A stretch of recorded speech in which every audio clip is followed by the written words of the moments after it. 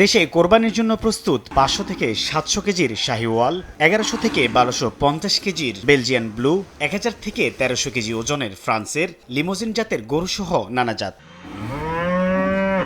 2026 সালের ঈদুল আজহায় কোরবানির জন্য দেশে 1,23,33,840টি গবাদি পশু প্রস্তুত রয়েছে, যা চাহিদার তুলনায় 22 লাখের বেশি। এমন তথ্য দিচ্ছে প্রাণী সম্পদ মন্ত্রণালয়, যার জন্য প্রস্তুত দেশের খামারিরাও। কেউ নিজস্ব প্রযুক্তিতে ঘাস কেটে চাফ কাটার মেশিনে ছোট করে এরপর খড়, ভুসি ও অন্যান্য উপাদান মিশিয়ে পুষ্টিকর খাবার খাওয়ান গবাদি পশুকে। এতে এক একটি গরুর ওজন হচ্ছে 200 থেকে 1300 কেজিরও বেশি, যার মধ্যে 200 থেকে 300 কেজি ওজনের মুন্সিগঞ্জের বিখ্যাত মীর কাদিম, 500 থেকে 700 কেজির লালচে রঙের শাহিওয়াল, 1100 থেকে 1250 কেজির বেলজিয়ান ব্লু, 1000 থেকে 1300 কেজি ওজনের ফ্রান্সের লিমোজিন জাতের গরু সহ নানা জাত। যদিও খামারে প্রতিদিন সকালে শুরু হয় পরিষ্কার পরিচ্ছন্নতা, খাবার দেওয়া ও জীবাণুমুক্তকরণের কাজ। প্রতিটি গরুকে সন্তানের মতো যত্নে লালন পালন করেন কর্মচারীরা।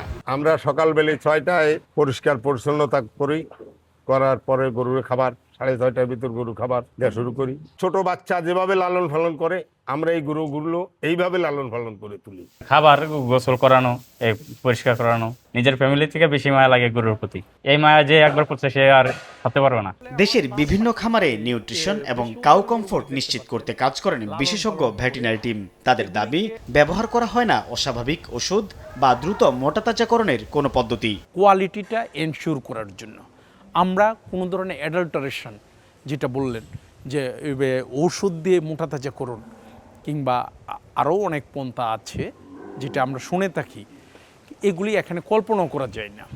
এটা আমাদের থিম না।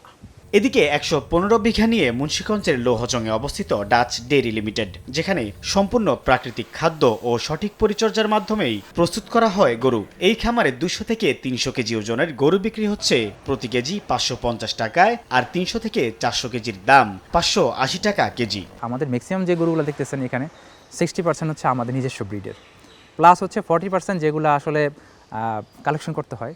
এইগুলো আমরা কি করি, 9 মাস যখন বাচ্চা থাকে, কারণ একটা বাচ্চা বয়সে আপনি যখন ওকে খাবার দিবেন, ওকে সব কিছু আপনার মতো করে গড়ে তুলবেন, দেখবেন যে হ্যাঁ, ওইটা কিন্তু আপনার মতো করে যেই স্ট্যান্ডার্ড চাচ্ছেন সেই স্ট্যান্ডার্ডের কাছাকাছি চলে যাবে। যদিও আমাদের নিজস্ব ব্রিড যেগুলো, এগুলোর মতো হবে না, তারপরেও যেহেতু খাবার এক, আপনার কমফোর্ট জোন এক, নিউট্রিশন এক, তো সেই ক্ষেত্রে কাছাকাছি 19-20 হয়ে যায় আমাদের।